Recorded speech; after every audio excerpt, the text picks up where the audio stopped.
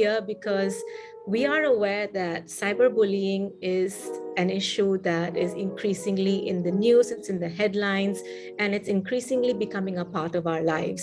Intent is to hurt, harm, harass, embarrass, or sometimes even threaten, then that is what cyberbullying looks like. Very briefly, I'll just talk about what the common types of cyberbullying are, because there are many types of behaviors. Some of them are very similar to what we see offline or in physical spaces, such as name calling, pranks that are humiliating and very publicly visible, spreading rumors. But then you also have newer terms and newer forms that have come up of late, which involves sharing information, sharing data, details, compromising or embarrassing photos of a person without their consent. Children increasingly have access to smartphones and their own devices, and that's one big risk factor. So if they have access to these devices, but not enough guidance or supervision, then they either become bullies themselves or they can become victims of bullying. I would think that the pandemic probably made things worse because it was really stressful for all children.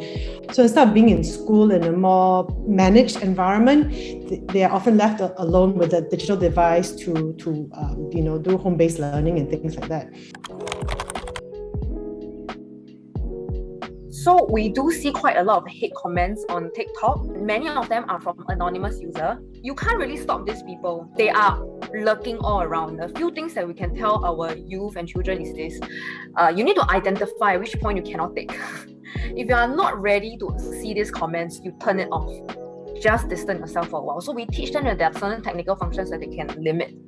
The other thing is to make them realize that everything online their value shouldn't be attached to their social media presence. Social media, everything is created to make people want to appear a certain way, but we can encourage them to be authentic and themselves and not have to fall to peer pressures. Children also need to be aware of their own feelings, right? Because some children just react, and you ask them how they're feeling, they actually can't name it or they cannot describe. So it's to teach them to be more empathetic, to be more aware of their feelings. And I think it's similar to when I run the Birds and Bees workshop, how do you prevent your child from being a perpetrator of any sort, right? And I think there's certain common principles, which is awareness of feeling, and aware that you're not entitled to anybody's good feelings, anybody's praises.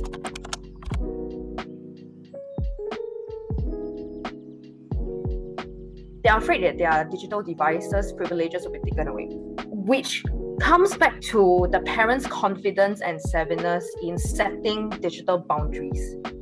Even though I'm the one being bullied and I'm sharing with my parents, they lecture me, They give me a long lecture. The last one is this: it's a norm. Every time they go and play games, they see this happening. Every time they're on social media, this is the typical way that people respond. And so then they feel that there is a need to report this, but I see this everywhere, which is something that we want to remind them. It's not a norm, okay? You don't have to go through this in order to grow up, in order to mature.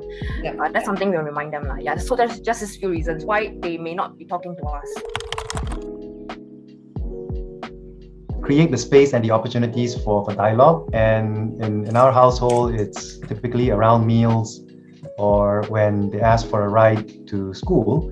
So having a meal is more than just consuming food, right? If they're just there to consume food and be on their devices, then I tell them you go somewhere else and eat on your own. But if you want to have a meal, then put away your phone and let's have a meal as a family and be in conversation. And same for the ride to the school. If it's about transportation, then go take the bus or go take the MRT. But if you want to be driven to school, then I expect there to be dialogue. So that's sort of a bit of a ground rule that we have.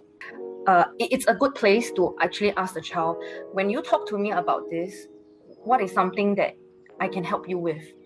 Because honestly, some of them may just need your help to process what they feel. They just feel horrible to keep everything inside. They just want to talk about it. And maybe they don't have that emotional energy to think about bringing justice upon the police. So when it happens, I just seize the opportunity and use it, right, to signal that I trust you, but I'm still here if you need me. I'll say, do you want me to listen or do you want me to offer help? What are for example, what are the policies in place in educational institutions in Singapore to address cyberbullying? There should be a standardized format. For example, how does who is the first responder? Is it a classroom teacher? Is it an administrator? If it doesn't get resolved there, does it get flagged to the principal? If it's not, does it go to MOE? So I think we need some kind of hierarchy but it has to be fast. We can't be waiting around for the investigation to happen. Some of us as parents, we grew up in a different time when things were a bit less sensitive and we're less empathetic. And to some extent, this is why we still have this phenomenon of toxic workplaces, right? Because that's kind of what we grew up with. So as we catch up as a society to how we treat one another better at all age groups, I think it is a journey for all of us.